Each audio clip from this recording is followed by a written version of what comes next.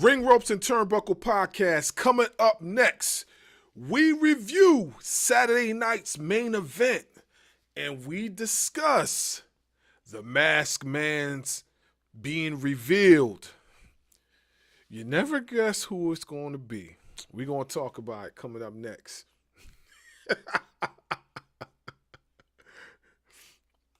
Your mindset heading into Sunday? We didn't come here to play games. We are the champions. Yeah. And nobody is taking these belts from us.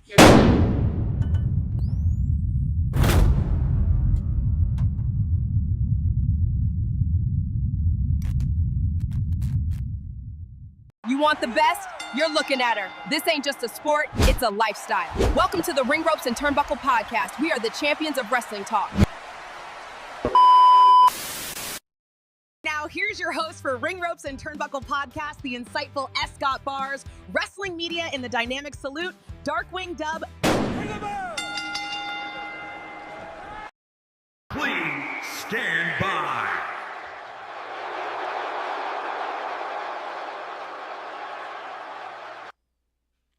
We back. Make sure you like, share, subscribe to the channel. Hit the notification bell for more content. Man, it has been a very busy weekend. But I know you got something to say. Go ahead, bro. Man, I just want to throw this out there to the peoples of the YouTubes and the Facebooks and anybody else that's going to be seeing this. If you're thinking about starting a podcast, doing YouTube videos, and it's you and another person, and that other person is in a different time zone, different state than you're in, make sure you find one that's going to have your back regardless. This dude next to me, I just want him to know that I appreciate him. He's got a brother for life in me. He may be in Jersey, I may be in Oklahoma, but you know what? I was on call this weekend. I had to miss about 90% of the show that we had on Saturday. But he held it down. And it's crazy because we both have kids. We both have wives that work overnight and stuff like that. And if need be, I hope he knows that what he did for me, I'm always ready to do the same for him if something comes up. So from me to you, bro, I appreciate you. I know you always have my back, but I don't think I've shown that appreciation yet. So I appreciate you, bro. Man, no doubt, bro. Like, that means a lot, man. You know I got your back, bro. I told you, man, we in this together. This ain't no one-man show. Man, this is a team effort, bro. Like, nothing that happens with this podcast cannot coexist if both of us are not standing as one. You feel me? And like to understand what that means, you have to be humble. You know, you can't go into the podcasting realm or any realm for that matter and not have some sort of humility and not understand the sacrifices that you're going to have to make in order for this to be successful. And we made a lot of sacrifices. We took a lot of time out to make this productive. You know what I'm saying? The presentation, like as you people have seen thus far, like we have evolved so fast because we have took the time out creatively to really make this podcast work for everybody. And we're reaping the benefits of it. There's a lot of things that are happening behind the scenes that we have not even told anybody yet. You know what I'm saying?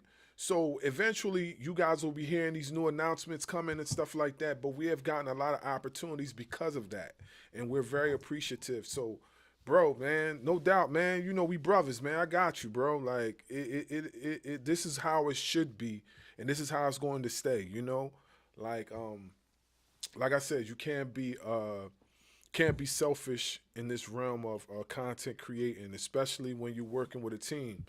You got to know everybody's strengths and weaknesses, and you gotta build to make everybody's strengths and weaknesses become strengths only. And that's what we've been doing ever since. So I'm appreciative to you too, man, because this don't work without you. So, you know what I mean? Salute. Salute. Yeah. So Now we got that out of the way. So let's talk about Saturday night's main event. yeah. And we'll get to the ending of the show. But I don't know about you, but I kind of want to start from the beginning. So, what were your thoughts on Oba and Cody Rhodes? Oba and Cody Rhodes wasn't bad at all. It was pretty good. The match was better than what I thought it was going to be. Oba shown promise. Like, he's shown that he can hang with the big dogs. You know what I'm saying? Like, he showed a lot of qualities as a veteran. He didn't show no rookie qualities. He showed veteran qualities. And you could tell he's pretty much ahead of his time. You know what I'm saying? Just by the way he was wrestling, his timing and everything like that, knowing how to like adjust in certain situations. Like, if y'all didn't pay attention, there was one part where it seemed like it was about to be a botch and he adjusted immediately. Because sometimes that happens, like when you're put in the ring with somebody that you're not familiar with, and it just happens just like that. Because lately, that's what WWE's been doing. They've been putting unfamiliar people together. You know what I'm saying? I mean, that's like probably the one part that I could say that they've been doing right, is they've been putting unfamiliar faces together to create new stuff. You know what I'm saying? That's the one thing they've been doing right with NXT. And this goes to show you that, you know, WWE has a promising future when it comes to the NXT talent being called up. Now that we got the some of the positives out of the way, we're going to have more positives, but we got to be honest too, okay?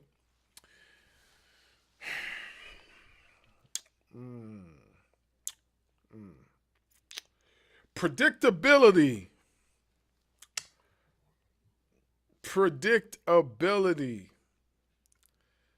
I didn't know where you were going. I'm like, wait a minute. Yeah, predictability. Why did you have Drew McIntyre go and come out there? Why did you do that? Now, mind you, me and you talked about this, and we said that it could possibly have an interference, because that's the only way that you could keep Oba strong. But then again, there's other ways too. Like, you didn't have to put Drew McIntyre in that picture. You could have did something else. You know what I'm saying? Like, it was a bunch of things you could have did, you know, but I understand that was the easiest and safest way. But if you already got a working story where Drew McIntyre can't even be in the building and he's supposed to be suspended, why do you have him showing up on Saturday night's main event? That makes no sense. Because I could have sworn I seen a video where he was at his house and Cody Rhodes just so happens to invade his property. Another predictability. Who has done that in the past? Let me think. Wasn't that Randy Orton doing something like that? Wasn't Triple H doing something like that? Gee.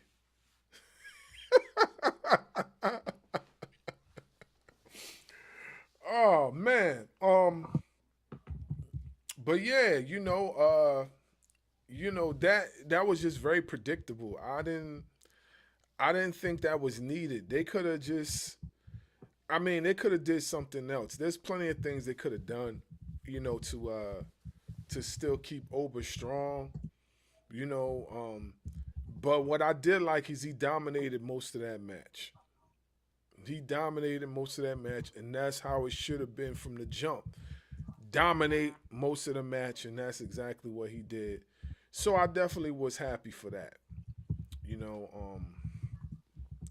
Other than that, the match itself, I gave it and this is not because it was bad. It's just because, like, I just felt they could have did something different. So I gave it a C. Gave it a C plus. You know what I'm saying? Mm. Not because of Mm. Oba, not because of Cody. I just gave it a C plus. It could have, you Mm. know, that's just me. C plus. Mm. You a little harsh on that one, bro, Ham. Hey, I wouldn't expect anything less, honestly. So, I enjoyed the match. It's like we talked about earlier on the phone. The way they made Oba, and we'll get into it later, but Sol Ruka, Javon Evans, and Leon Slater look tells me Triple H, when these guys get called up to the main, and women get called up to the main roster, you better not have no issues pushing them. None. Because you're just proving. Like, for instance, Oba Femi. He has to be pushed like the monster that he is. The fact that Triple H and Cody Rhodes, because we know Cody Rhodes played a part in this, the fact that Triple H and Cody Rhodes booked this match to make Oba dominate. 90% of that match was dominated by Oba Femi. That tells me that you shouldn't have a single issue pushing this man to the moon when he comes up. Nope.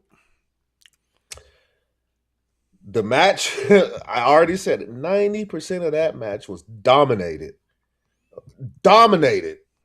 by Oba Femi.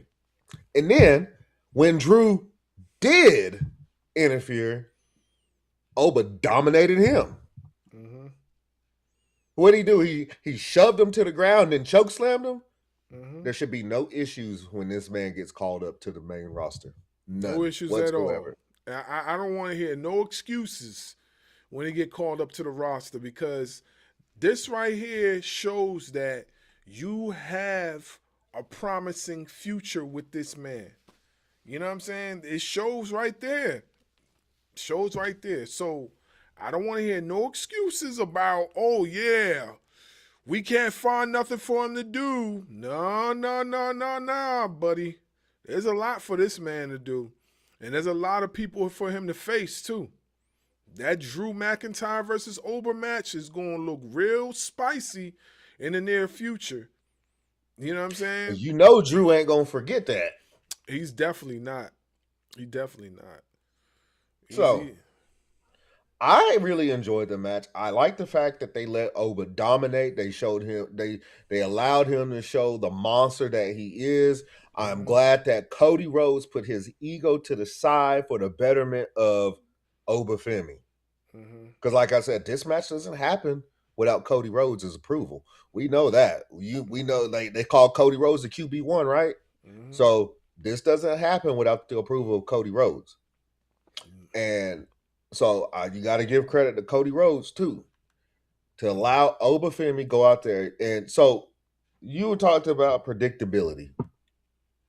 I agree. I mean, I think a lot of people called the fact that they're going to try to do whatever they can to keep Oba looking strong, which they did. They accomplished that, and to make sure Cody doesn't look all that bad by taking an L. They didn't want Oba to technically pin Cody. So what they do, they did what they should have. I think it was good on both ends, because you let Oba look strong, but you're continuing the storyline between Drew and Cody. And I felt like they did the right thing. If they were trying to still protect Cody, they did the right thing by not letting him get pinned, but they still kept Oba looking strong. Because like I said, he dominated 90% of that match. Any kind of offense that Cody tried to get going, Oba was like, gave him that Matumbo finger. You know what I mean? Yeah, so no. Yeah. So I didn't mind. I know you did, but I really didn't mind the finish. I really didn't. because you killed two birds with one stone. Mm-hmm. You continued the storyline. Yes, we know that Drew McIntyre was quote unquote suspended, Mm-hmm. but we've also seen other times where Drew has been suspended from the arena and him show up later on SmackDown. So I didn't think that really meant anything to him because we've seen him not give a damn before. Mm-hmm. So I didn't mind it. So I gave the match a B plus Okay. because you killed two birds with one stone. You kept the Cody and Drew storyline going while also on all facets making Obafemi look dominant, Mm-hmm. dominating Cody, and then getting the chance to dominate Drew McIntyre. Mm-hmm. I gave it a B plus. Yeah, I see your point. I see your point. I just felt with me, it just was like, man, we kind of knew that was going to happen already. Like, we kind of figured, we took a wild guess and said Drew McIntyre might interfere, and that's exactly what happened. So that's kind of like was my case as far as that. But I understand why you say that. You know what I mean? So I have no objection to that. I have no objection at all. I understand totally. Yeah, I mean, to me, it just made perfect sense. You keep Oba looking dominant and strong, and you keep Cody from technically getting pinned or taking an L by Hmm. continue on the storyline with Drew McIntyre. I Hmm. mean, yes, was it predictable? Do I agree with you on that? 1000% it was predictable. I Hmm. know you and me both called, yeah, Drew's probably going to interfere. And plus, I've seen people all over the TikTok saying the same thing. Drew's going to interfere. Was it predictable? Yes. But in this case, I think it was good for it to be predictable. Right. Yeah. That's me. No, no, no. I Mind you, understand. everybody, this is my opinion. My opinion is my opinion. His opinion, his opinion. If we seem to agree, we seem to agree. But you know what I mean? I think it was a good way to be predictable. Hmm. Nah, it makes sense totally. Like I don't not disagree with it. It's just in my sense, I was like, man, it was a little bit too predictable for me. I wanted to be wrong, and I wanted something else to happen. Surprise me. But yeah, man, it like I said, it wasn't a bad match at all. It wasn't a bad match. Yeah. So next we had mind you, everybody, there was only 4 matches on this show. Okay. Mm-hmm. So next match was Bailey and Sol Ruka. Mm. Go for it. Yo, the match was good. It was really good. Ruka is like Charlotte Flair on steroids. That's what Ruka is. And she could do everything Charlotte Flair does times 10. And honestly speaking, that's kind of how wrestling should be. You evolve, the evolution. We heard Swerve Strickland say it best that Javon Evans is better than him when he was that age. That's how it should be. And the wrestlers should not be ashamed to say it. You know what I'm saying?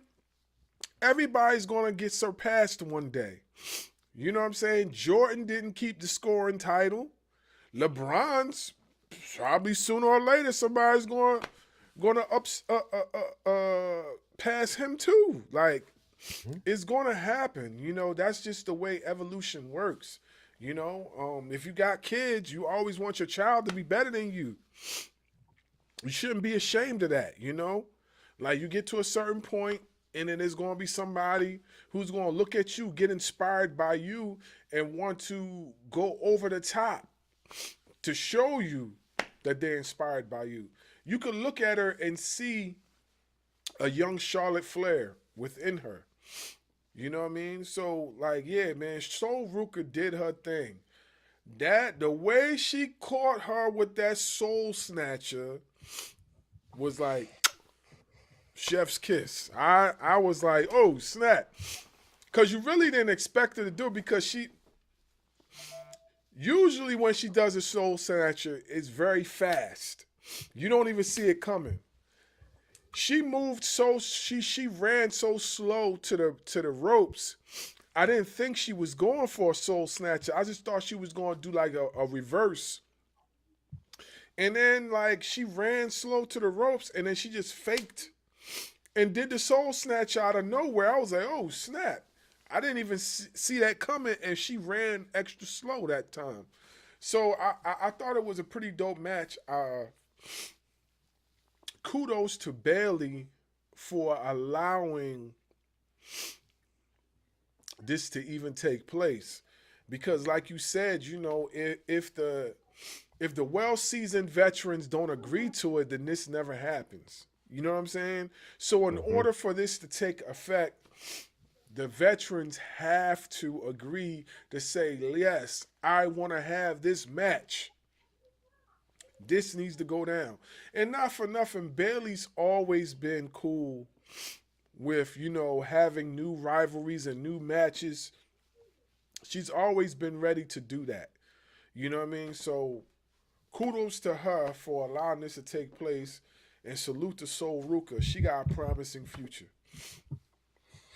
Yeah, 1000%. Again, like he already stated, shout out to Bailey. Um, I was high on the match, but if there's one thing that I can say that I'm sick and tired of seeing is Bailey taking L's.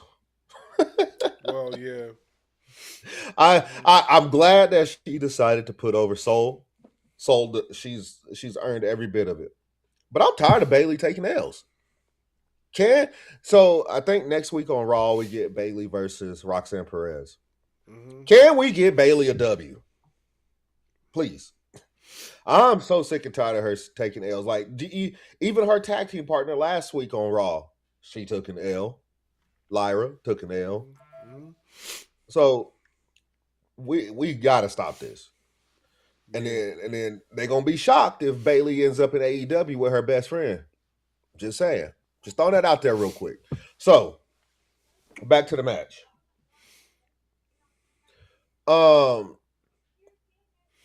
Kudos to everybody. Because honestly, I thought, just like we had with Oba and Cody and Drew, continuing storyline, I thought they were going to find a way for Zarya to get involved in the Sol Ruka match with Bailey. Because they kind of been back and forth at it these days between Zarya and Sol. You know, they teasing that split. So I thought something was going to play out and we didn't get that. So again, there's some of that predictability. In this case, it wasn't predictable because I thought Zarya was going to get involved somehow, and she didn't. That's cool. She let Sol have her moment. What I would like to know is how much longer is Sol going to be able to continue to perform the Soul Snatcher? It's an excellent move. It is phenomenal. But how long do you think she's going to be able to perform that move? I don't know, man, because like the move is risky. It's very risky. And like one slight move on either side and she could get seriously hurt. You know? It's basically a RKO on steroids, because the reason why I say that is that she's flipping. She's flipping and she has to adjust herself in the air, catch her opponent, adjust their head in enough time to cut them to the ground or to the mat. So like that's very hard to do. Do I think that she continues this move like moving forward, like going towards like maybe like the midpoint of her career, like 30s or something like that, if she continues to wrestle? I don't think she does. I think that she either retires the move or adjusts it. because like it's a very very risky move, and if you're not careful, things can happen. But she's used to stuff like that. She has a gymnast background, so like she's used to competing and flipping like that, in high risk situations. So who knows? Who knows what she plans on doing moving forward when it comes to that move?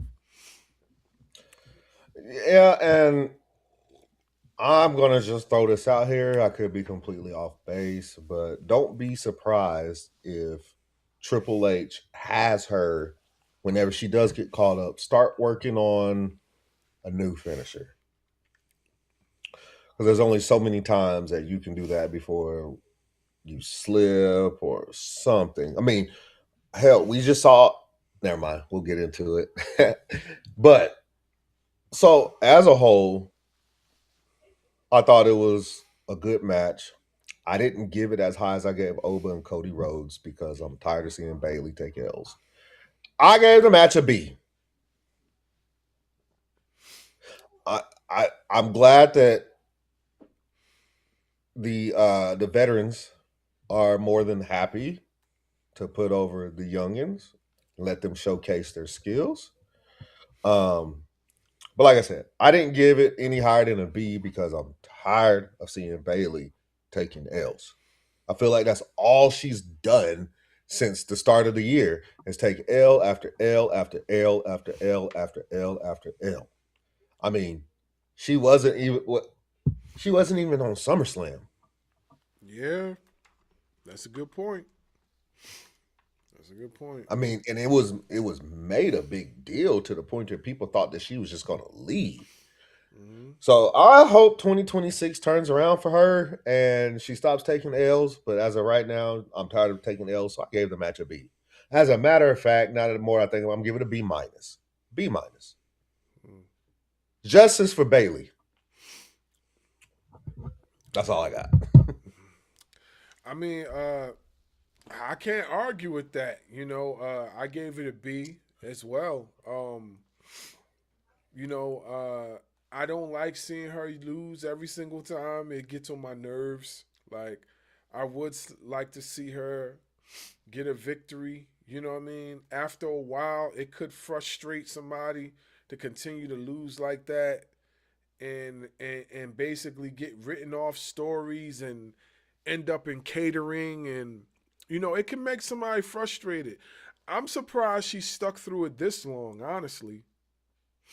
I'm surprised she stuck through it this long. I didn't expect her to stick through it this long. But you know what? She's a warrior. And I feel she's good enough, she's great enough to overcome the lack of booking that she's been having as of late, and basically get herself back in the picture as far as getting a shot at a title in the near future. I definitely could see her as an Intercontinental Champion for the women's division. They started off well by having somebody like Seth's wife hold the belt, Becky, hold the belt for a bit. I definitely could see Bailey holding the belt. Of course, right now you got Alpha Academy's girl holding it right now. Maxine Which Dupree. yeah, Maxine. Which I don't have much of a problem with. She has definitely improved in her wrestling. She's improved a lot, actually. She improved tremendously.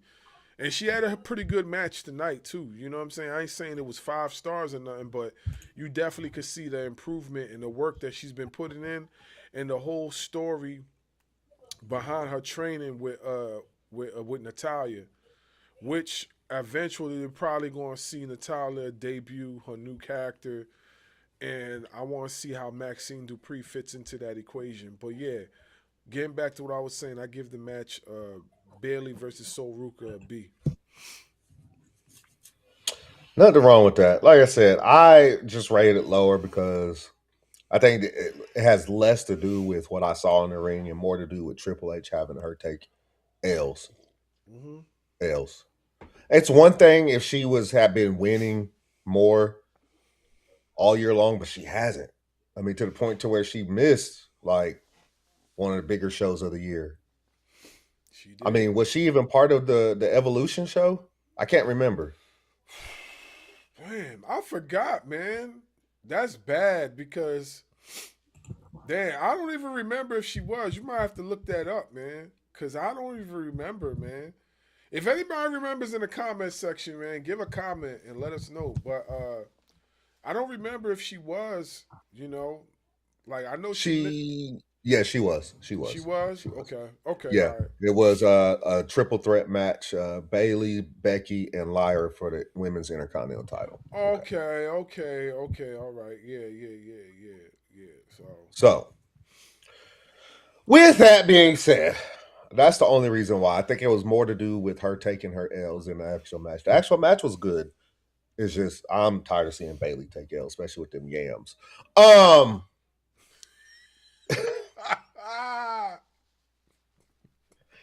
um. I caught So that. next we got AJ Styles and Dragon Lee versus Leon Slater and that boy Bouncy Javon Evans. Take it away. Hey man, listen. Yo, the match was great, man. Uh, from start to finish, it was great. I mean, it had a slight botch in between, but AJ Styles is so great at what he does, right? He made that botch look like that was part of the story. So now people are confused. They don't know if he really botched or if that was just part of the story of what he was doing. Because if you look at what the announcers was talking during commentary, they were talking as if, wow, Javon and Leon came out smoking so much. He made the tag champions a little flustered.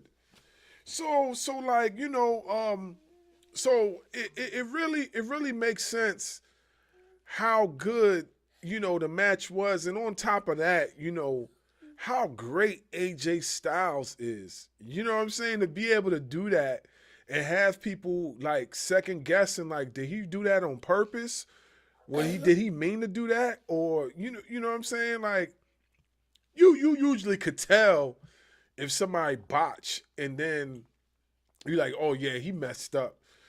But then when somebody botch and then like you second guess it, did he mean to do that? That's how smooth AJ Styles was with it. And not for nothing, you know what I'm saying? AJ's been in the business for years. You know what I'm saying? Before Javon was even born. Before Slater was even born. So it's like he could do a botch or two. You know what I'm saying? Like, and he's getting ready to call it quits himself. So like, yeah, he's allowed to do that. But yeah, those boys were smoking the whole entire match. They did great against Dragon Lee and AJ Styles. I definitely gave that match an A. Regardless of the botch, I thought it deserved an A. Those guys really showed veteran qualities. Not for nothing too. When AJ botched, what did Leon Slater do? He rolled up and pinned him. That's what veterans do. They don't sit around confused like, ho. Nah, he didn't do that. He didn't do that. He went straight for the pin. So yeah, that was dope. Take it away, man. Let me get this message. So go ahead, talk to the people. I'll be right back. I got you. So he talked about AJ's botch. Let me remind everybody that AJ is also 48 years old. 48. He's been doing this for a long time. And he's such a perfectionist that when it happened, I was like, did that just happen? Is this real? Did he? Because he played that off like, bro. So AJ Styles is the true professional. And then, like my bro said, for Leon Slater to go in there and try to help him out and just pin him so he can kick out and they started it all over. I mean, professionals. The match as a whole was amazing. Between Dragon Lee doing his thing, AJ Styles doing his thing, that boy Bouncy, yeah, doing his thing. And that 450 senton that Leon Slater does is a thing of beauty. I absolutely love that move. It's risky, but if anybody can pull it off, it'd be him. Nobody else is going to pull that off. Maybe Ricochet or Will Ospreay, but that move is pretty. And then the Javon cutter or the OG cutter or whatever it's called, I like that too. If you're Triple H, once again, I know Leon Slater is TNA for now, because more than likely Leon Slater is going to be signed to WWE, just like Joe Hendry and Jordan Grace. Mm-hmm. But them two are another ones. Like, bro, when they come up to the main roster, there better not be any excuse as to what they do. And as a matter of fact, it was announced tonight on Monday Night Rizzle that Javon Evans is going to have a match on Raw against one of the Grande Americanos, who we all know is Pete Dunne. We know it's Pete Dunne. We're not stupid. Basically. Yeah, we know it's Pete Dunne. It looks just like him. Like, bro, you're not hiding anything. One is Pete Dunne. The other one is Ludwig Kaiser. And the other one is Pete Dunne's tag team partner. I can't remember his name at the moment. But anyways, there better not be any excuse to push them. Yeah. And I think AJ, even though Dragon Lee and AJ, and let's not forget something real quick before I forget. Dragon Lee is just as impressive as Leon Slater and Javon Evans. Mm-hmm. And I think WWE did right by Dragon Lee by teaming him up with AJ Styles. Because I think AJ Styles it's rubbing off on the people to appreciate guys like Dragon Lee. Mm-hmm. Especially for people that didn't really get to see Dragon Lee over in AEW when he was there. Mm-hmm. People are like, who's this guy? And they put him with, they started off by trying to have him with the LWO. I don't think people really cared about the LWO, which is the reason why you don't see the LWO anymore. Mm-hmm. And then number two, putting him with AJ Styles, I think helps him a lot. You're giving him more of a spotlight because everybody in the world knows who AJ Styles is. Mm-hmm. Now everybody's going to be wondering, like, who's this masked man tagging with AJ Styles? Mm-hmm. The phenomenal AJ Styles. Right. So I gave the match an A+. Mm-hmm. I thought, even beyond the quote, because I don't like using the word. But even beyond the quote unquote botch, which AJ, like I said before, when my boy had to walk off here, AJ and Leon Slater made it look like it was something that was supposed to happen. Because as soon as it happened, Leon Slater goes in for the pin, mm-hmm. gives them a chance to reset, and so to me, I gave it an A+. Mm-hmm. Yeah, like I said, man, that match was pretty good. I see nothing wrong with it. They definitely both teams did their thing. Like the way I see it, even though AJ and Dragon Lee won the match, both of them were winners at the end of the day. That was one of the better matches of the night for me, anyway. Yeah, to me, it was the best match of the night. Mm-hmm. That's why I gave it an A+. Mm-hmm. It was the best match of the night. Mm-hmm. All right.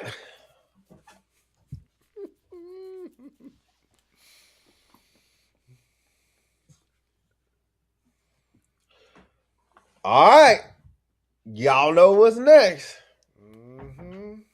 Mm-hmm. Y'all know what's next. John Cena and Gunther. The I Ring mean, General. the Ring General. I,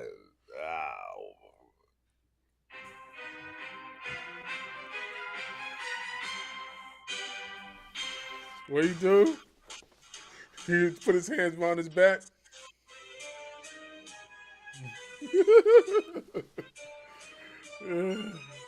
Yeah,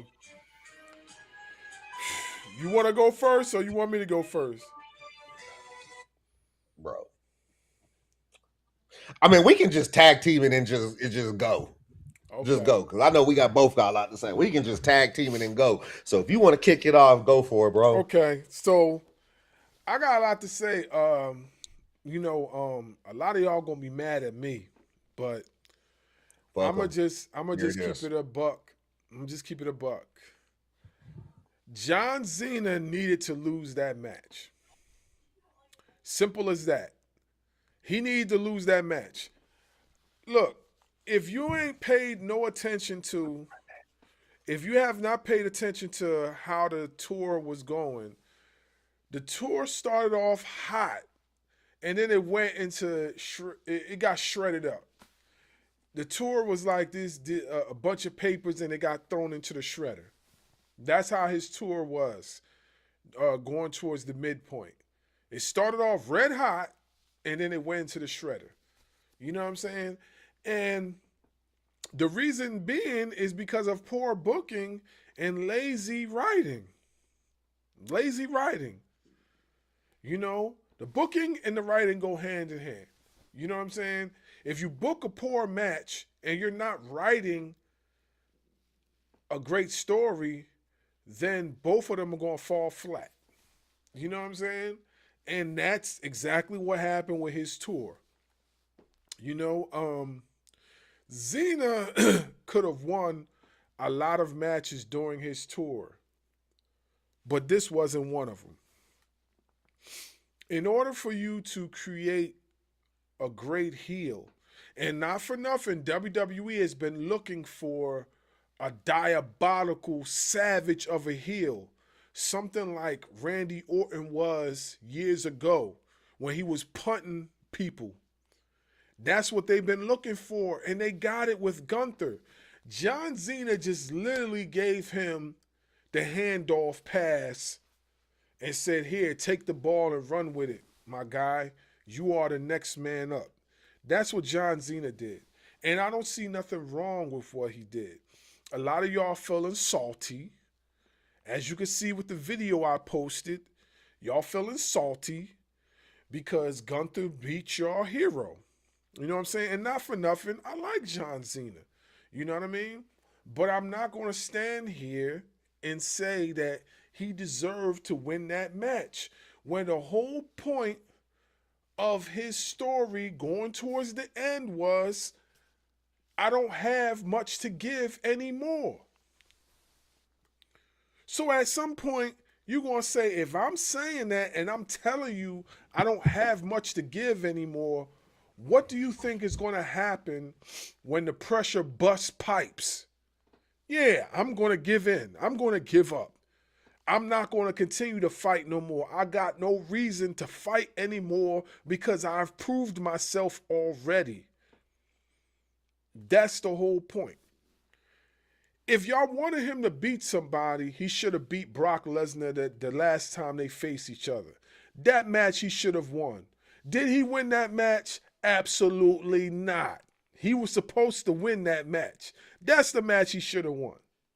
He didn't win that match against Brock that last time they faced, which was just recently on his tour. He didn't win that match. He should have won that match, but he didn't. You know what I'm saying? So Like, these people don't understand, bro. These people don't understand. It's like there's not too many wrestlers that are retiring that go out with the W. Like, we get it. The Undertaker went out with a W. He beat AJ Styles to in the Boneyard match. mm-hmm. But the thing is that we didn't know that was going to be his last match. Mm-hmm. We didn't know that. Mm-hmm. Then people are going to say, well, what about Sting? Sting, reports have already come out. Sting didn't want to win because he understood how the business works. It was Tony Khan, the Young Bucks, and Darby Allin that pushed for him to win. He didn't want to win. He didn't want to win because that's how the business is. You go out by putting somebody over. Yep. John Cena put over Gunther. John Cena, as I've been trying to read about it throughout the day, it looks like that this was John Cena's idea. People were trying to blame Triple H, and that's why he was booed and stuff, but it looks like this was John Cena's idea. So I don't give a fuck what anybody has to say about it. You're retiring. It's been like this for a while. If Ric Flair and Shawn Michaels, two of the greatest of all time, my GOAT is Shawn Michaels, can both retire with an L, what makes John Cena any different? Yeah. Well, if you want to talk about, not to cut you off, but if you want to talk about like wrestlers that should have won certain matches, then we could all rewind back to when Brock Lesnar faced the Undertaker. And it was against the Streak. We all wanted the Undertaker to win. We thought Undertaker should have won, but you know who said that he didn't want to win the match? The Undertaker. He didn't want to win the match. Brock Lesnar didn't even want to beat Undertaker for the match. He didn't want to beat Undertaker. You know who made him beat Undertaker? Vince. And we spoke about this on the phone. Vince. Yeah, Vince McMahon is the one that pushed for Brock Lesnar to win. Because if you remember on the documentary, the Undertaker's documentary, it was changed the day of the event. It was changed the day of. It was always built for the Undertaker to win. And then the day of the event is when it changed. He thought it should have been either Bray Wyatt or Roman Reigns because Brock Lesnar didn't need that rub. Brock Lesnar didn't need that. He already had all the heat because he's Brock fucking Lesnar. He thought that either Bray Wyatt or Roman Reigns. If it was me, it should have been Bray Wyatt because of the character that Bray Wyatt played. Yeah, exactly. I agree with you 110%. It should have been Bray Wyatt. But you see the point? You see the point? You started off Gunther. First of all, let me say something to the IWC real quick. Let me say something to you IWC folks real quick, okay? Let me say something. Stop disrespecting Gunther, okay? Stop disrespecting the Ring General. Stop disrespecting Gunther. Stop it. I see some comments in the comment section. Oh, I don't like the way Gunther wrestles. Yo. Shut up. Shut up, okay? Shut up. Shut your non-facial commenting face up, okay? Let me tell you something. Gunther is a throwback, okay? Gunther don't need all the flashy moves. He don't need to do the hurricanranas. He don't need to do the spin wheel kicks. Gunther is a non-flashy wrestler. He's a grizzled wrestler. That's why he's called the Ring General. He's a Bob Backlund. He's a Dean Malenko.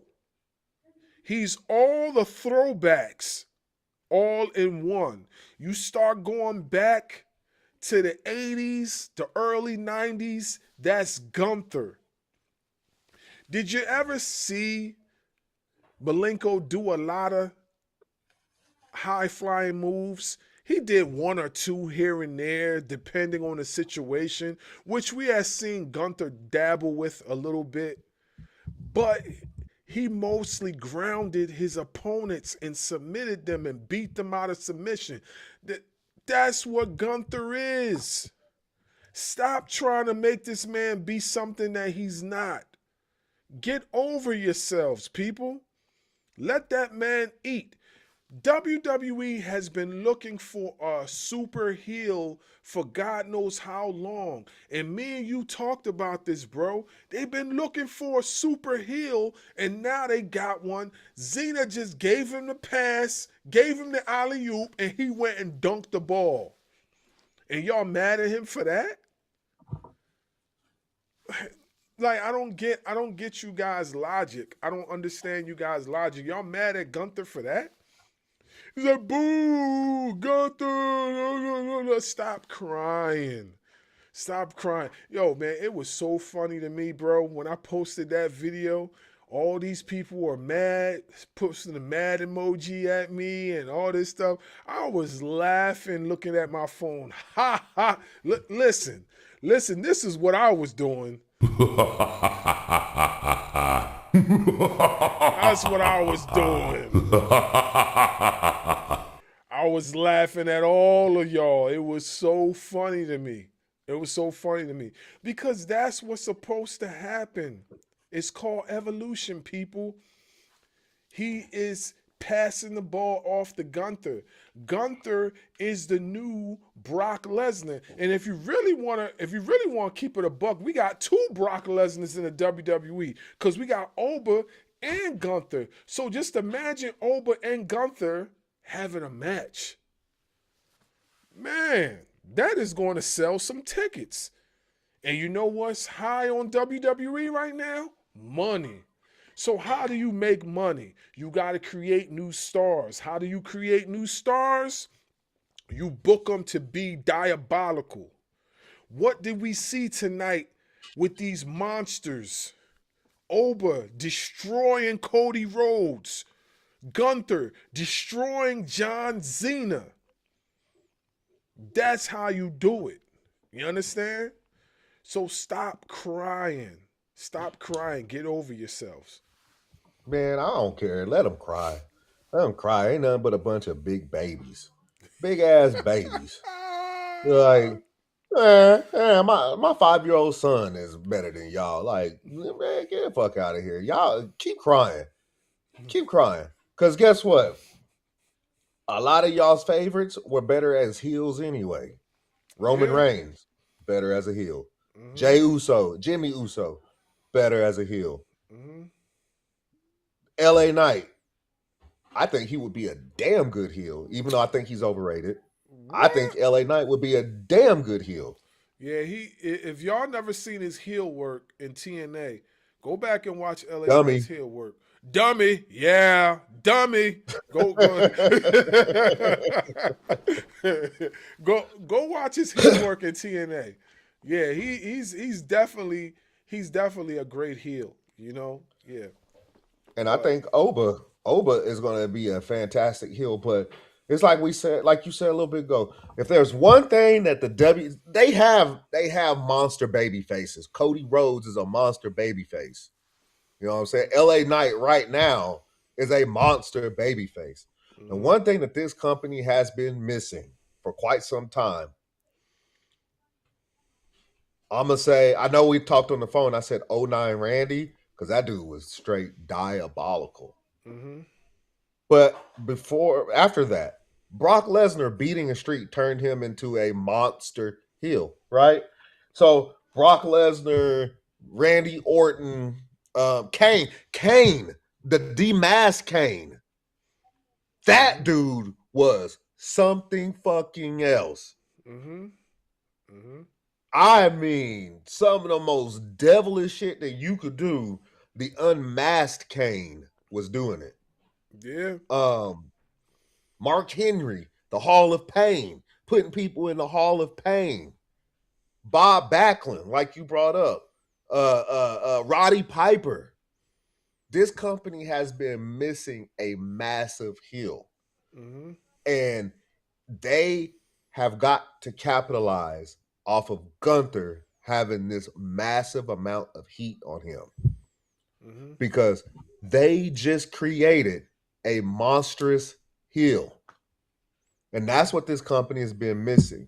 And if they really want to dig into having monstrous heels, you keep Gunther on Raw. There's your monster heel on Raw. And what do you do on SmackDown? You bring Obafemi up, put him on SmackDown, and there's your monster heel over there. Mm-hmm. I mean, I'm sorry. The guy who says he's the bringer of war, he's the ruler, a mountain that you can't conquer, Mm-hmm. that is heel work. Facts. And people ate that shit up. Not to mention, Ober's walk when he walks to the ring. Like that walk, bro. Hey, bro, that walk is fire, bro. I'm gonna do that. Absolutely. I'm gonna do that when I go to work tomorrow. I'm gonna step into my office. I'm gonna be like this. You gotta have the music playing on your phone as you're walking in. Yeah, right. Start playing the music and walk. I mean, but seriously though, all that stuff that Oba says, that is heel work. Mm-hmm. The walk, the strut, whatever y'all want to call it, that is heel work. Gunther laughing in people's faces. You see that kid going after him? Right. The video of that little kid going after him? That is straight heel work. Yeah, that was hilarious to me. All those people was crying, their faces like, oh man. Let them cry, bro. That was hilarious to me. And, like, and not to cut you off, I'm gonna say this and then I'm done. Like, you people are funny to me because just a cup of coffee ago, you people were so mad at John Cena. You couldn't stand John Cena being on your television. You wanted John Cena off the air. All you folks were crying about it. And now all of a sudden, oh, I miss John Cena already. And yada, yada, yada. You fans don't know what you want. You don't know what you want. You complain. You get what you want finally, and all of a sudden now you're upset. Y'all didn't want him on the TV. He said it during his heel run. He said it. Y'all, you fans and John Cena have a toxic relationship. He spoke facts. It is true. Very toxic. You know what I'm saying? Like, if I don't like something, what do? I don't watch it. But y'all can't help it. That's just I remember the people in the crowds, you can't wrestle. Mm-hmm. You can't wrestle. So now y'all want to bitch and moan and groan about, oh, he should have did. But it wasn't that long ago where y'all was chanting at him like, Cena sucks. You can't wrestle. Cena sucks. All this other jazz. Like, yeah, he ate that up because of the professional that he is, but it really wasn't that long ago where y'all were chanting that. Yep. It was like a cup of coffee ago. Y'all started talking about that, and now all of a sudden y'all upset. All these emotional posts and thank you this and I'm sorry to see you go that and like and not for nothing, you know the people that are being sincere that are doing it, but a lot of y'all not being sincere. A lot of you guys, especially some of the content creators, you're not being sincere. Y'all never really liked Xena to begin with, so just keep it a buck. Just say y'all didn't like him. That's it. But for the ones that are being sincere, which we could tell, you know what I mean? Like, he did have a strong influence on WWE. He had a strong influence on professional wrestling, period. You know what I'm saying? He was this modern day's Hulk Hogan. That's what he was. I'll take it a step further. I think he was bigger than Hulk Hogan. Well, yeah. If you saying it like that, he was bigger. He was bigger than Hulk Hogan. If you saying it like that, you know, because there's a lot of milestones that Cena had accomplished that Hogan had yet to fulfill. You know, and not for nothing, he didn't wrestle way into his you know, like he didn't wrestle way past his prime. Like he wrestled to a certain point and then he called it quits. You know what I'm saying? Like, he didn't wrestle way past his prime. Hogan, we seen Hogan in the ring until he was like almost past his 60s. You know what I'm saying? One of the matches that I vaguely remember him in was when he was in TNA. He made a comeback in TNA and had that crazy of a match with Mick Foley. You know what I'm saying? Bloody of a match with Mick Foley. Then he went on the indies with some indie promotion and had a match with Ric Flair. And both of them were past their prime.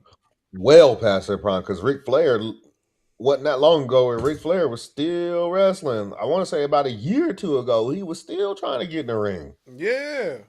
You know? I think a lot of wrestlers today aren't wanting to push it to where, like, the Undertaker done had double hip surgery because, quite honestly, he should have retired after the streak was broken. Mm-hmm. He never really moved the same. No, he didn't. Hulk Hogan, Ric Flair, guys like that, like, they were still getting in the ring in their 60s and 70s, and you're starting to see, like, Roman Reigns said he's in his late 30s. He's saying that he only has a couple more years left. I mean, AJ Styles is 48 years old. He's about to be on his last run. John Mm-hmm. Cena is retiring before the age of 50. Chris Jericho, he's about to be on his retirement run. I mean, I think so. I think we're starting to see more wrestlers call it quits before their bodies give out. It's the smartest thing to do. Like, why wait? Why wait until you have passed? You know what? You know what I mean? Like, call the quits early so you could be able to, like, have a life. You don't want to be in crutches. You don't want to be in a wheelchair. Like, so many wrestlers, like, are suffering because of this gladiator sport, and they're giving their bodies away to us fans. Like, so I think it's best when they say they calling the quits, allow them to call the quits. Allow them to go out into the sunset. Allow them to go out with their shield. Don't And here's the thing, criticize it. not to cut you off, and here's the thing, a lot of them aren't actually really going away. We saw that John Cena signed a 5-year deal to be an ambassador. Exactly. So he's still Sting, going to be on TV, really? yeah, Sting is still working with AEW. Undertaker, we know he's still working with WWE. Mm-hmm. Shawn Michaels, we know he's still working with WWE. Hulk Hogan, before he passed away, was still working with the WWE, albeit nobody really cared because of his. Anyways, so a lot of these wrestlers, they Yeah. don't really go away. Yeah. They still show up. We still see the Undertaker come out on TV. Hell, he came out after the Cena match ended. Yep. So they don't really go away. They're just not wrestling anymore. Yeah, I just feel like, fans just need to respect the fact that, their childhood heroes need to call the quits so they can move on to something else. You know what I mean? And that's just the way it is. Stop complaining. Let these people ride off into the sunset and do something else with their lives. John Cena has a promising future in the movies, on the movie screen. Look So at let Batista. him do that. Batista, The Rock, just to Batista, name a few. but well, here's the thing. Batista is the perfect example. He got his retirement match. He got it how he wanted it with Triple H, and he said, "That's it. Yep. My future is in the movies." We Yep. haven't seen him since. Nope. Exactly. Exactly. Exactly. And not for nothing, you're seeing the professional wrestlers become these pop culture icons. Like, now we're getting sneakers named after the wrestlers now. Did y'all know that, the wrestlers are signing deals with Jordan and other Roman sneaker Reigns, right? Roman Reigns. Roman Reigns got his own sneaker with Michael Jordan. I don't know what they're gonna call them, the Air Bloodlines. I don't know what. I don't know what they're going. The Air Romans. The Air Romans. I don't know what they're going to be calling them joints, but like they're getting their own sneakers. Like, there's life outside of professional wrestling. So when these guys want to say they want to retire, let them. Let them retire. AJ Styles said that he's not going to keep going until his body breaks down. He's going to retire before he turns 50. And guess what? They are, from what I've read, they already planning his retirement tour. Mm-hmm. I think the word that I don't like to use happening to him on Saturday night's main event. Mm-hmm. I think that probably highlighted that he's probably on the verge. And then if you watched Monday Night Raw, that stare down that he had with Gunther, I was like, oh no, is he going to retire AJ too? So I'm like, bro, I'm just saying, like you said, like, let these wrestlers retire. Mm-hmm. He's like, we let Michael Jordan retire. Not once, but twice. Yeah. Not twice, but 3 times. Mm-hmm. Because he came back with the Wizards that time. Mm-hmm. I mean, we let Kobe, we let him retire. We let Magic get one final run and then call it quits. Larry Bird, all the greats we let retire. We let Barry Sanders retire in the middle of his prime. In the middle of his prime, Barry Sanders retired. Yeah. And he knew that if he'd have kept on going, he could have broke Walter Payton's record and Emmitt Smith wouldn't have had it. Mm-hmm. But he was like, no, I don't want my body to break down. Calvin Johnson is another one that retired in the middle of his prime. Mm-hmm. Calvin Johnson. I'm just saying, like, we have all these other athletes out here that either retired in the middle of their prime or when they felt like it was time to give it up, they quit. They gave it up. They retired, and nobody batted an eye at them. But for whatever reason, professional wrestling is different. Why? Why is professional wrestling looked at differently? Why? Because we're so used to seeing the Hulk Hogans and the Ric Flairs and the Kevin Nashes and the Scott Halls and the Stings and the Undertakers wrestle well into their 50s and 60s that nobody else, that these wrestlers today can't evolve? No, they are fucking allowed to evolve. If they say it's number one, it's their fucking bodies. So if they want to retire, they have every right to do so. And who am I as a fan to say, no, you can't retire? Like, Yeah. that ain't my body. I'm not the one out there putting my body on the line day in and day out to entertain people. Yeah. So all I'm saying is, if John Cena, AJ Styles, Chris Jericho, Batista, The Undertaker, whoever wants to retire, fucking let them fucking retire. Because we do that with every other fucking athlete on this country. Guess what? When Leo Messi is ready to retire, I bet y'all ain't going to bat an eye. Mm-hmm. When Cristiano Ronaldo is ready to retire, I bet you ain't going to bat an eye. But for whatever reason, wrestlers are looked at differently. I don't get it. Yeah, I can never understand it, man. Like, it's just people are just weird, man. Like, I'd rather see my favorite wrestlers, favorite athletes, whatever, go out on their shield and, and just retire at their own will. Not because somebody told them to, it's because they know it's time to. You understand? I hate seeing guys come out of retirement or continue to press on when they can't perform anymore. We see this all the time. One of my favorite boxers is Mike Tyson. I hate, like, as great as Mike Tyson is, right? As great as Mike Tyson is, it is inspiring as it looks for him to be in the shape that he's in and still move like that. There's certain mechanics when it comes to movement like that. He might be able to move faster than some of the most average people in his age bracket. But if you put him in there with a young lion who is hungry and boxing, no matter his skill set, he might be able to get a few taps in, but eventually Father Time's going to catch up and he's going to gas. Now, every now and then you might see something where, the old guard puts down the young guard. You know what I'm We saying? saw that with George Foreman. Speaking of boxing, we saw that with George Foreman back in the 90s. Yeah. But how many times you actually going to see something like that, though? You know what I'm saying? Foreman was just a different animal. And I'm not saying Tyson couldn't do that himself. I'm just saying, like, when you look at stuff like that. It's not something that happens every day. You get what I'm saying? You don't see that every day. You see it once in a blue moon, and that's it. You know what I mean? It shows you how tough and grizzled a lot of these guys are when it comes to their sport.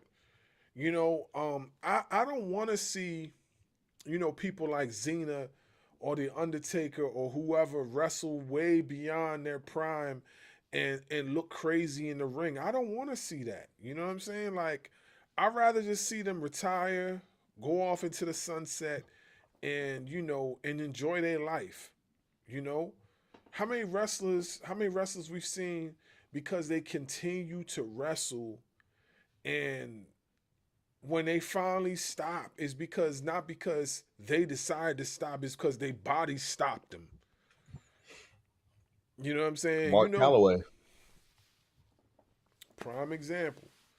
So yeah, I don't want to see nothing like that. I'd rather see him go out in a blaze of glory. Because regardless of what y'all say, I think that was a perfect way for him to go out. That was him passing the torch to Gunther. And not for nothing, Gunther, the way they had booked Gunther towards the ending part of this year was terrible. So the way they could get him back to the promise that he was before, was to book him this way. Not for nothing, the last few bookings for Gunther was pretty good, with exception of what happened to him earlier in the summer and beyond that point, before his match with Uso and all that other stuff. You know what I'm saying? The booking of him hasn't been that good. So this is a way to get him back to where he need to be. And not for nothing neither, just to show you how much faith they have in Gunther, he hasn't lost that many matches. He hasn't What lost. was this? What was the statistic that said like 80% or something like that of his time in the WWE is spent as a champion? Yep. And you know who else you could put in that class? Oba. You know who Mm-hmm. else you could put in that class? Brock Lesnar. So that's why it's so important to have people like that, because they're dominant forces. Now, I'm gonna be honest with you. I'm gonna be honest with you, because I seen some posting. I don't know if it was fantasy booking or whatever, but if they have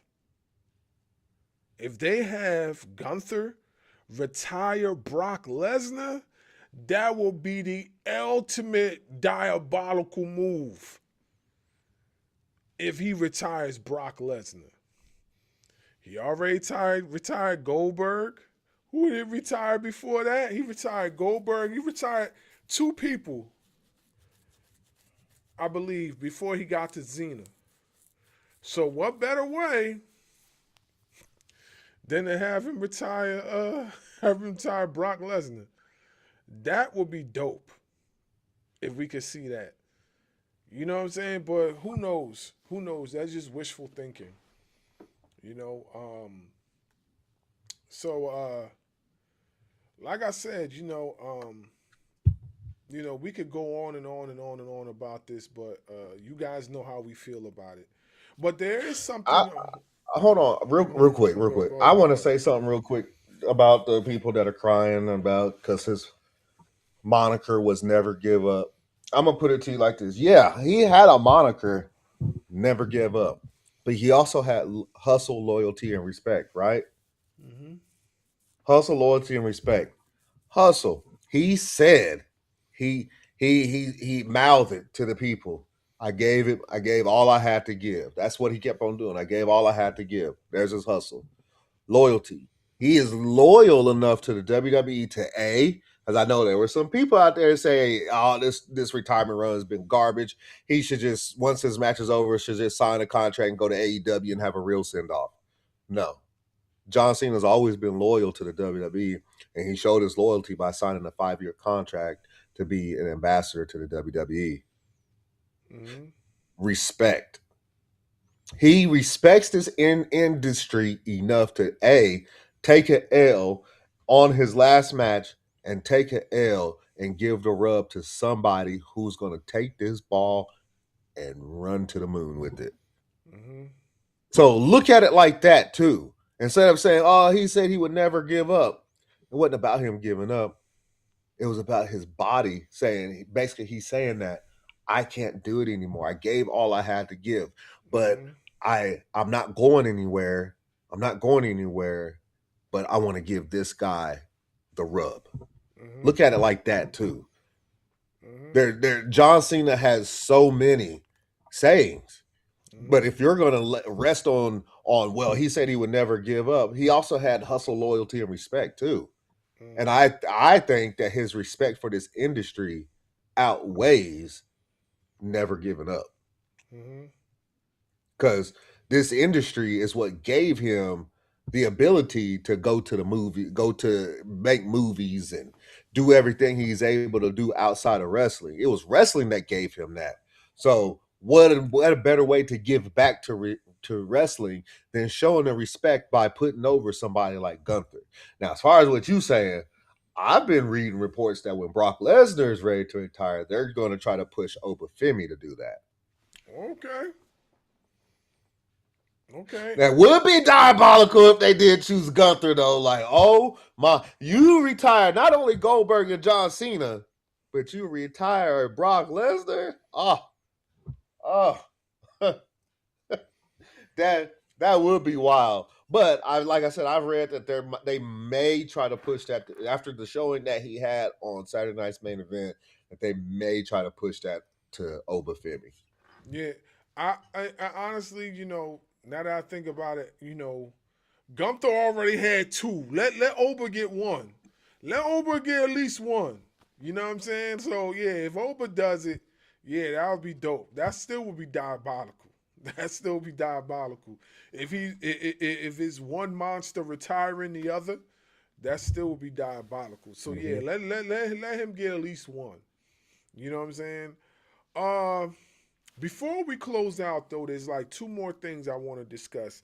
And I want to discuss these real quick because I know we probably not going to get the opportunity to talk about it again until we have our state of professional wrestling end of the year review. When is that? I can't remember. We'll talk about it. Okay. So, first thing I want to discuss, I don't want to talk about the whole Monday Night Raw. I just want to talk about the one talking point is the revealing of the mask of the guy in the hoodie, which was Austin Theory. We kind of already knew that. We already knew that. This is why.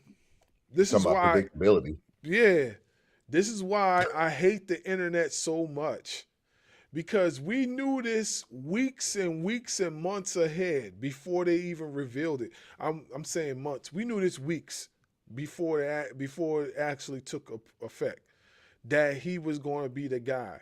Now, it didn't say he was part of the Vision yet, which he's most likely going to be part of the Vision, but it didn't say that yet. But I want to add this little tidbit. What if there's more than one mask guy? What if there's more than one? Because if you go back, there's been we all said it was Theory, but there's been some adjustments. If you really look at it, all of them didn't look like Theory. And how many times we seen this man do? What, 3 times? Possibly 3 times during certain parts of WWE showing. So not all of them look like Theory. Some of them look like somebody else. Now that just could be me, and I could be wrong, but some of them look like somebody else. Go ahead. Somebody actually, I forgot where I saw it at, but somebody did a close up of one of them, and it was a black individual. And we haven't seen a certain tag team on TV in a little bit. And some people out there were saying Montez Ford. There you go. You go. I mean, that's not set in stone. That's not something like I know for a fact that Montez Ford was one of them. But I'm just like, where's the Street Profits been? Where they been at? Nah, you're absolutely right. I agree with you on that. I definitely agree with you on that. Like, we haven't seen the Street Profits in a minute. We haven't seen them in a while. But like I said, man, that was predictable. We already knew who it was gonna be. Let's just see what happens moving forward and just go from there. I really don't have a judgment on it just yet because, like I said, we just now seeing it was Austin Theory, which we already knew. So let's see what they do with Austin Theory. Let's just see what they do. A lot of people are clowning him now because he got the hair, the buzz cut now. You know what I'm saying? They say it's a downgrade. He don't look like $1,000,000 no more. Listen, man, just wait and see. Stop I thought complaining. the haircut was I thought the haircut was more shocking than him. Yeah, yeah, yeah. I could say that too. Yep. Yeah, but let's just wait and see. See what Man, happens. I wasn't at all shocked by this. Like, this is more predictability from the Hmm. creative team, whether if it's Triple H or whoever decided to put this together. It was just more predictability. It's kind of like we was talking about earlier in the show with Drew McIntyre interfering in the Oba and Cody match. It was predictable. Uh, Hmm. you know, I was listening to shout out to Chris from #Heels for Life podcast. If y'all not following them, follow them on the YouTubes but there was somebody on his show on the Cookout last week. Maybe it was Friday, um, and they called Triple H Triple Safe. yo, yo, that's wild. Triple safe. Triple Safe because he does everything. He plays so safely with everything. Hmm. Everything is done so safely. Like, imagine if he'd have took a chance instead of it being Austin Theory. Turns out it was Montez Ford or Angelo Dawkins. Hmm. Like, take a chance. Like, if there's one thing that we could say about Tony Khan, the dude would take chances. Yeah, he definitely does. He does take a lot of chances. The dude would take chances. Triple H, I agree with the person that said that. Triple safe. Everything is so safe with Triple H, which in turn makes the product safe, which in turn makes it boring Yep. because it's so fucking predictable. Yeah. I couldn't agree. Imagine this. Imagine this. Cody Rhodes and Obafemi match. Imagine this. Instead of it, Drew McIntyre, they had Ricky Saints. Because we know Ricky and Cody are friends. Hmm. And then Ricky wants the belt back from Oba. So instead of it, Drew McIntyre, it's Ricky Saints. Hmm. Something that's not predictable. Yeah, exactly. I agree with that 1,000%. I wish I was on that live with you that day because that is 1,000% facts. He Triple has been safe. triple safe this whole entire time. He has been, and not for nothing. I'm gonna be honest with you. A lot of the boos that he was getting, like it's deserved. I don't care how okay main event was. The rest of the year was not okay. You had like how many events you had that was actually good this year? You know what I'm saying? One. I'll say That 1.5. one and a I'll give him a half. I'll give SummerSlam a half. well, that's not good. That's not good. And think about it. The one good PLE they had, it was ran by the women. Yep. Yeah. So like it was deserved. Like he's been become very very lazy with with his stories and everything like that. He's become very lazy. Like he's become too comfortable. He's become to the point like how in the beginning everybody was liking what he was doing, and then And as he was soon doing as good. yeah, and then as soon as he started messing up, it was like it was like a shock to everybody. Like they couldn't believe it. You know what I'm saying? He gotten too comfortable. He got too comfortable. He didn't want to shake things up a bit. So he got too comfortable. Now he's feeling the effects of that. That's just what it is.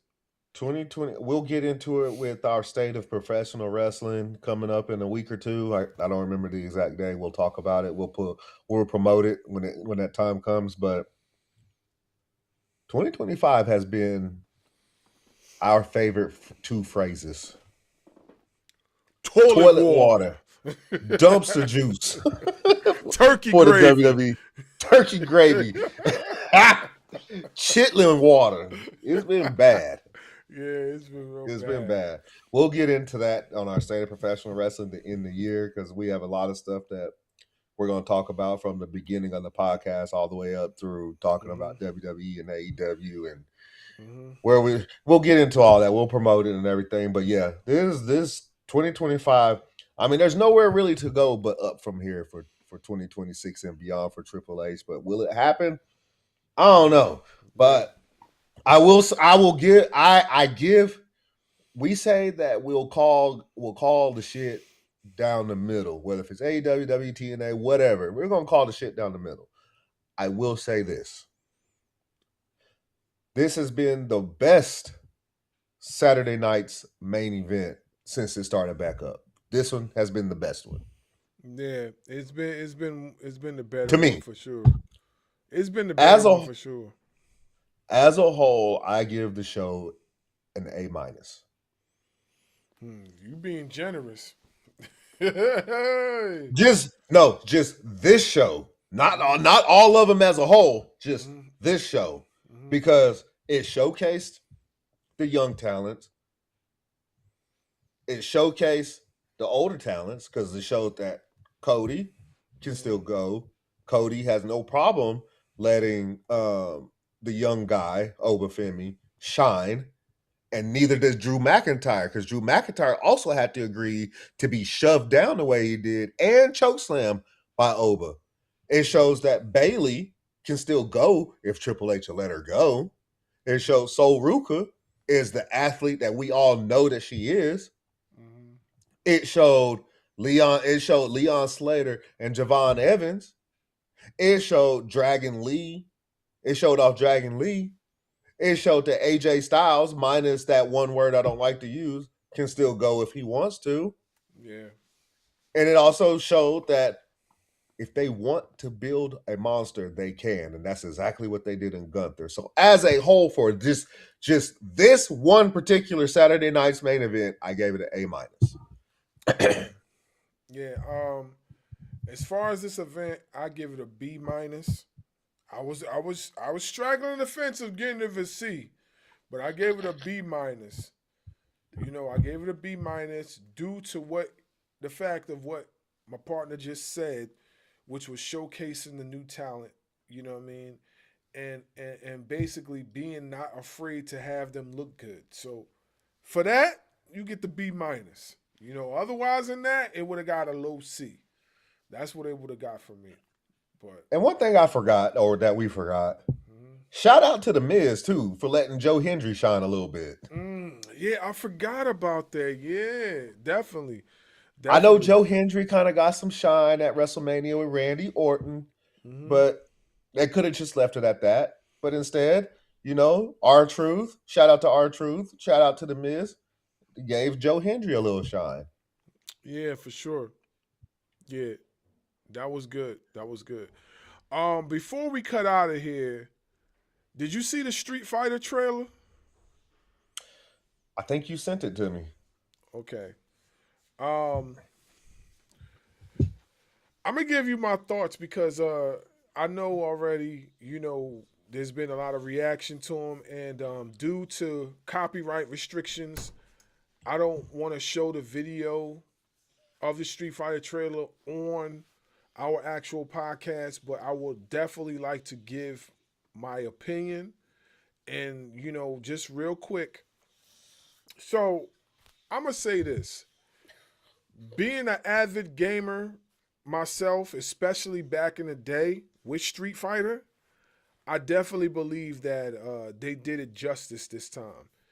if anybody has seen the Street Fighter movie back in the 90s, listen, I don't care how good Jean-Claude Van Damme looked as far as guile, that joint was still toilet water. Okay? Listen, real quick, not to cut you off, real quick. I want to point something out real quick, real quick, and then I'll let you finish and I'll give my thought. Mind you, Guile is supposed to have blonde hair. Mm-hmm. Jean-Claude Van Damme didn't have blonde hair. Nah, it was more like a brunette. Yeah, that's what he had. Yeah, like a more brunette color hair. That's what he had. Mm-hmm. You know. Yeah, look.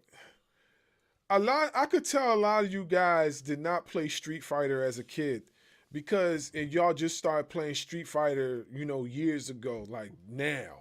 Y'all didn't start playing Street Fighter back when in its inception when it came out in the late 80s, and then it began to catch fire in the 90s with Street Fighter 2 and all that type stuff. I could tell. Because if you go back to the original game, it had the quirky animation. It had the little funny comical stuff in the background with the dude on a bike on Chun-Li's level with the chicken. The chicken was jumping around. Yeah, remember that? Like, and with when you was on the level with Burlock, and he's in a casino, and then you got the dude in the background, which I believe one of the comedians is playing that same guy, in the background with the bullhorn talking or whatever. Like, Street Fighter had that stuff in there, and that's how I can tell like you guys are not Street Fighter fans, because if you paid attention, you could tell that this is what they were trying to capture with this movie. The other movie, the one in the 90s, had none of that stuff in it. They had very little. Come on, man. Like, let's be for real. The characters that were depicted in this movie back in the 90s, some of them looked the part, but they did not physically look the part. They might have looked the part in the face, but physically. The guy that played Burlock, with all due respect, Burlock was a big dude. You know what I'm saying? Burlock was a muscular guy. Burlock, I do not remember Burlock being a TV camera guy, news camera guy. I don't remember Burlock doing that. I remember Burlock being an underboss for Bison. If you read his story in the comic book, you know that he was an underboss for M. Bison. And then to further that, originally Burlock's name was supposed to be Bison. You know what I'm saying? Like the bull, Bison. That's originally what his name was supposed to be. You know what I'm saying? You're talking about Balrog, right? Balrog, yeah. He's supposed to be Bison. The boxer. Yeah, because he moves like a bull. You know what I mean? That was originally supposed to be his name. Then they switched it.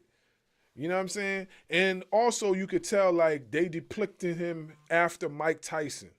You know what I mean? Now, it would have been cool if they got Mike Tyson to do it, but Mike Tyson, I don't think he would have been able to do it. Back at that time.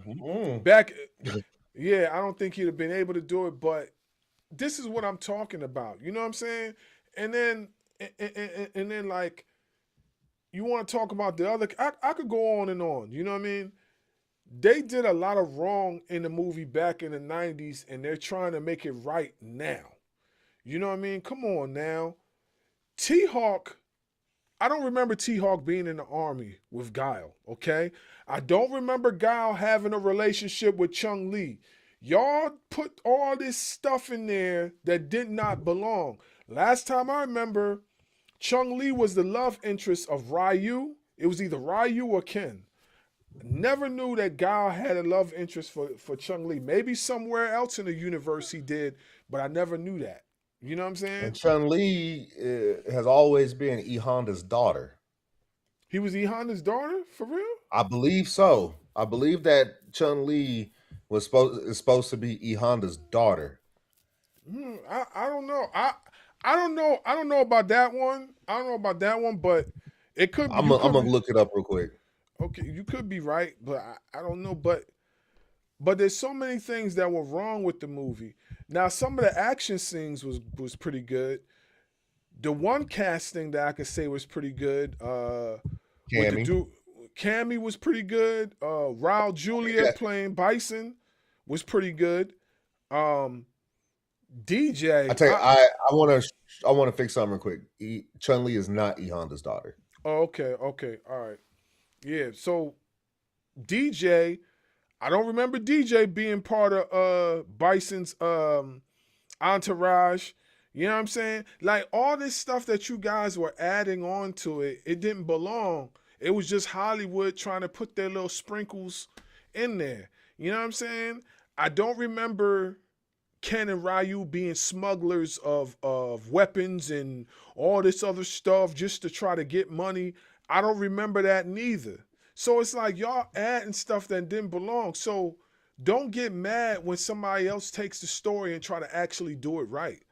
Huh? Because if I'm not mistaken, the one in the 90s, they had Zangief as M. Bison's like as understudy. Am I right? If Nah, I remember, he was part of Chung Lee's news team. He was Zangief No, not Zangief. Zangief. You right. in the 90s. Zangief. I was thinking E Honda. Zangief was part of Bison. That's what I thought. That's what they had him as in the movies. Now, was he originally a part of Bison's team? I don't know. I don't recall him being a part of that. I do know he was a wrestler. That they got that right. I don't remember DJ being a part of it neither. I don't remember Dao Sim being a scientist. The dude didn't even look like Dao Sim. Come on, folks. Are you kidding me? I don't even remember. I don't remember this guy Charlie becoming Blanca. I thought Charlie and Blanca were two different people. Now I could be wrong, and they probably could have got that right. But you could probably look that up. Like, you know what I mean? Was Charlie and Blanca the same person? You know what I'm saying? Because that could be right. I'm just not 100% sure on that. No, Charlie and Blanca are separate characters in the main Street Fighter game. Okay, exactly. So y'all had dude playing Charlie turn into Blanca. That never happened. You know what I'm saying? So for y'all to go try to compare the two and say that the 90s one was better, y'all obviously wasn't fans of the game and y'all didn't follow the story. I've watched every single Street Fighter animation that came out, even the American version. So I know the story. You know what I'm saying? Like, it just wasn't right. You know what I'm saying? They didn't showcase none of the stuff that they should have showcased. Now, mind you, as a gamer, the Street Fighter movie video game, I thought it was okay. I didn't think it was that bad. I thought it was okay. You know, all because of the fact they had Jean-Claude Van Damme in there. I thought it was pretty cool. But other than that, it just, what they got going on right now is a lot better. And I think the casting is a lot better too. You know what I mean? Does Cody Rhodes look crazy as Guile? Yes. But that's what makes it cool. That's what makes it funny. You know what I mean? Guile with the hairstyle, that's what he was supposed to have in the first place. So how can And it y'all fits Cody Rhodes too. And I say that because Cody already has the blonde hair. He already walks around with the blonde hair. Yeah, exactly. You know, like back in the 90s, Jean-Claude Van Damme did not have the blonde hair. So it didn't really fit him as Guile. Nope, not Guile is known for the blonde hair. Mm-hmm. And being it, you know, he takes a comb through it, and then once he takes a comb through it, it just fluffs out like a flat top. That's Guile. Jean-Claude Van Damme was not Guile. Yep. So real quick before we go, I wanted to give my take on it just real quick. Number one, I will say this: for it being the 90s. Was that movie okay? Yeah, for it being the 90s. technology is a lot different these days. 2020, you put that movie from the 90s in 2025, it's going to flop. Yep. So now we got 2025 version of Street Fighter, or 2026. It'll be out next year. To everybody bitching and complaining about who's playing what, like Akuma, I want to preface this by saying, let it fucking play out. Yeah. Let it play out. If you're that low on it, how about this? You go into it with low expectations. That way, when it's good, you're actually surprised. Mm-hmm. I don't mind it being partially animated and partially live action.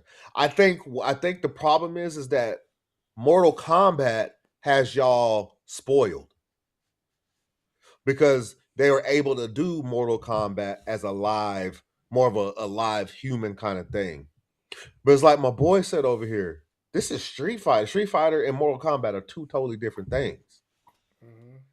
It's just like, if y'all remember, I used to love, especially Street Fighter 2 on the Super Nintendo. That was my shit. Mm-hmm. Go back and look at the graphics. It's supposed to look like that. Mm-hmm. It's supposed to be goofy looking. Mm-hmm. And I don't see a way that you make Blanca look like Blanca without it having some kind of animation to it.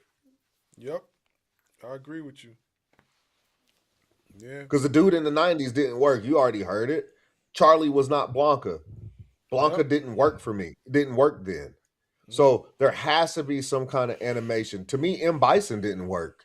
Was he evil? Yeah, sure, he was evil. But I mean, a lot of the moves we saw one move M. Bison did in the video game in that 90s movie. And that was like that spinning punch he does where he's flying and spinning and punching him. I think we saw that in the 90s. But other than that, he got his ass whooped by Guile. Mm-hmm. M. Bison is supposed to have lightning and all kinds of stuff. And I think the most that we saw from the lightning from M. Bison in the 90s was his eyes started glowing. Yeah. Yep. That's not M. Bison. Yeah. M. Bison is supposed to be unstoppable. Yeah. And if the movie was so good to you, how come they canceled part 2? They were supposed to do a part 2 because if you remember at the end, when they went to the cut scene, Bison was about to come out of that whatever rubble that was destroyed. He was about to jump out because all that stuff, those chemicals and stuff, gave him his powers. Mm-hmm. You know what I mean? So they canceled it. That just tells you right there how bad it really was. You know And what I'm just to saying? prove a point, tonight on my way, when I get into bed to lay down, I typically like to watch TV. I like to watch a TV show or something. When I'm laying down trying to relax, go to sleep, I'm going to turn on Street Fighter. Mm-hmm. And I'm going to watch the 90s version. Mm-hmm. And just to see if I remember, because that's what I did when they remade Mortal Kombat. I went back and rewatched the first one and Annihilation, and then I watched this one. Let me tell y'all something. The original Mortal Kombat and Annihilation was good for that time. You put, just like I said with Street Fighter, if you put those two movies to 2025 or 2024 when it came out, it will flop. Because it worked for that time. I'm gonna be honest with you. I ain't even like Annihilation. I thought Mortal Kombat 1 was pretty good. The first one, you know. But even with that, I felt it was a little off, just a little bit, but it wasn't that bad though. It wasn't that bad. But They did a Annihilation, better job of depicting the characters in Mortal Kombat than they did in Street Fighter. yeah, that's the one thing I definitely can say. They definitely did that. They definitely did that. You know, they definitely depicted the characters a lot better. The new Mortal Kombat looks dope, and the one before that was good too. So, and I seen the new one, the last one they did in the theaters, and I thought that was really good. So, Okay, I know we're supposed to be talking about Street Fighter, but at the end of the last Mortal Kombat, they were going to, if I remember correctly, they were going to reintroduce Johnny Cage, right? yeah, they were there at a cut scene. They said something about Cage, Johnny Cage or whatever like that. They did say that Because So at first, not to cut you off, but at first, I thought the guy that was playing the MMA guy was going to be Johnny Cage, but he wasn't. He just so I don't even know if they just added him to the movie. So because I tried to find out if he was part of the video game, I didn't see nothing. So I think he was just an add-in. You know what I mean? Because he was a MMA fighter, but he was supposed to be like a descendant of Scorpion or whatever like that. If I'm not mistaken, that's what he was, a descendant of Scorpion.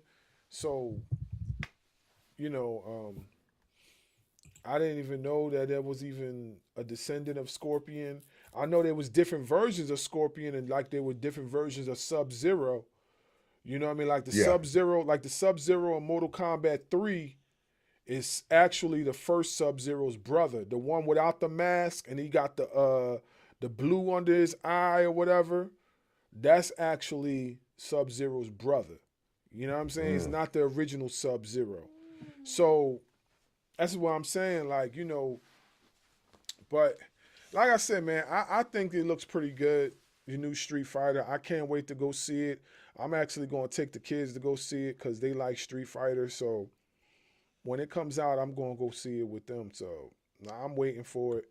Plus, they like the fact that Roman Reigns is playing Akuma, and they like the fact that Cody Rhodes is playing Guile. So we watched the trailer a bunch of times. He was like, oh, I want to go. So one thing I will say is that for the life of me, I swear for the Lord, Lord, they better,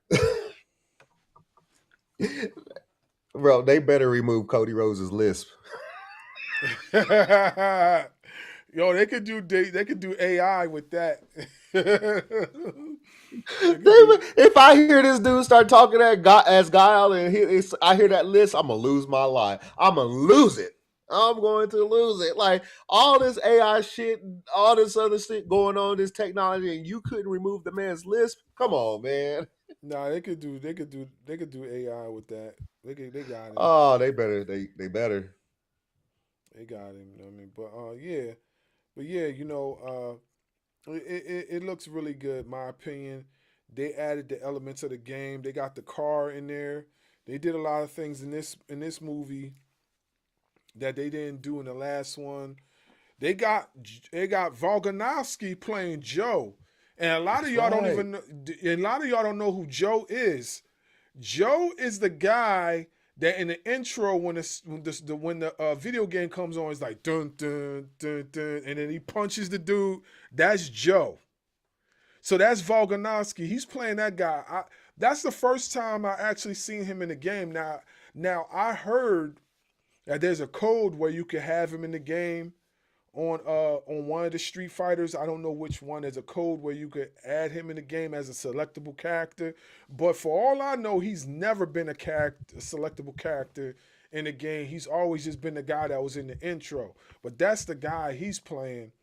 You know what I'm saying? And then the comedian dude, not the guy that's playing Dan, not the guy that's playing Dan, but the other comedian dude, he's playing the guy that's on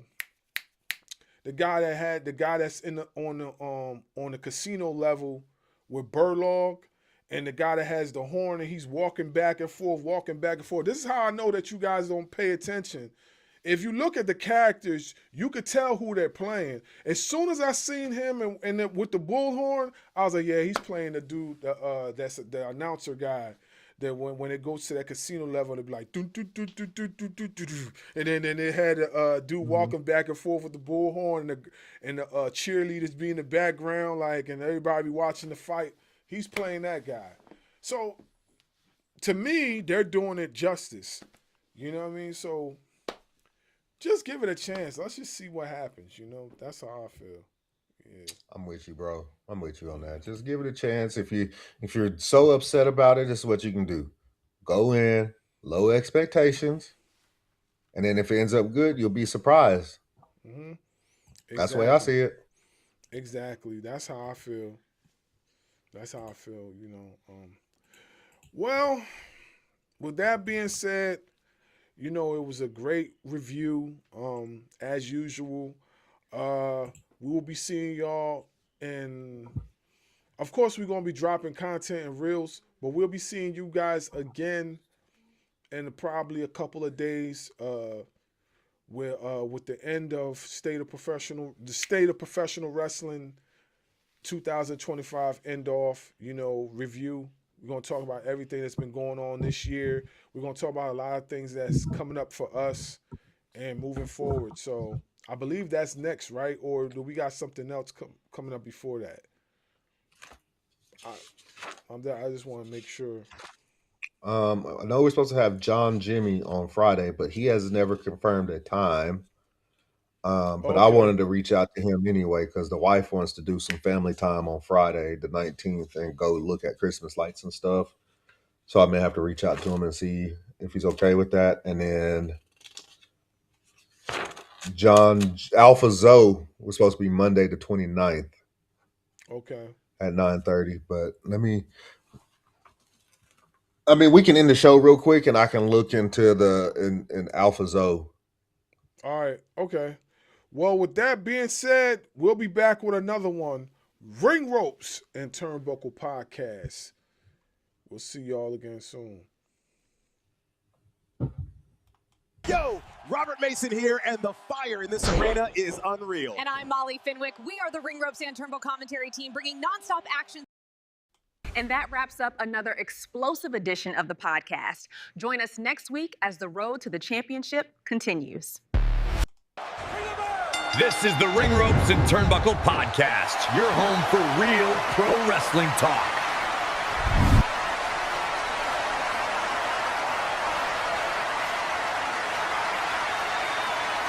Make sure you hit that subscribe button. Yeah, we the champs. Thanks for listening. We gone.